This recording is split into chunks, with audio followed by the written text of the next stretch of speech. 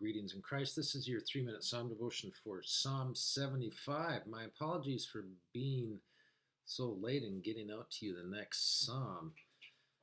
But here I am, Psalm 75. This is a psalm of comfort for the Christian who finds himself or herself and finds the church battered and beat about by godless tyrants and arrogant teachers who think they know it all and accuse us genuine Christians, us conservative Christians, as being losers and out of touch with the world, and they threaten us and punish us and so on and so forth. And one of the big images that is used in this psalm to describe these evil, arrogant people who push around and try to get their way, these false teachers, is horns on a cow. Okay, horn is used in scriptures to speak of a horn, toot-toot-toot-toot, right? But it's also used to describe the arrogant and those who like a cow or a bull or a steer that has horns coming out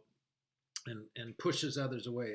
I grew up on a beef cattle farm, and my dad hated it so much that he refused to have any cattle with horns. He'd cut them off.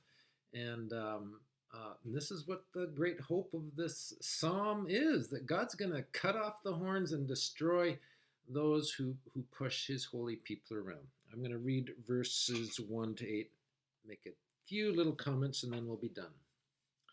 All right, Psalm 75. We give thanks to you, O God. We give thanks, for your name is near. We recount your wondrous deeds.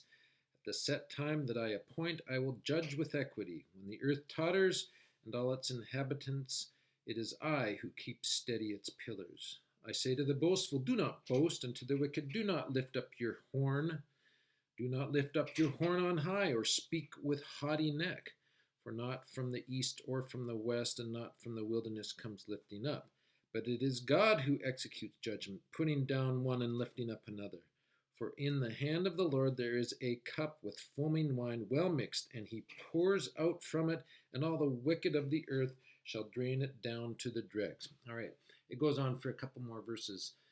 But you can see clearly God is going to deal with the wicked, and he's going to make him drunk and smack them down, okay? And the cup of wine, foaming wine, this is a common metaphor of God's wrath. It comes up in Revelation. It comes up in Isaiah. And so, friends, when you see arrogant types who presume to tell the Christian how they ought to live, whether they come from some established kind of liberal church, okay, or from the state, who presume to be bishops and teachers and tell us Christians how to teach, and us pastors how we got to treat this group with more gentleness and so on and so forth. Have hope that God is going to deal with the arrogant who push the genuine Christian and the true church around. All right. Have a blessed day in the Lord.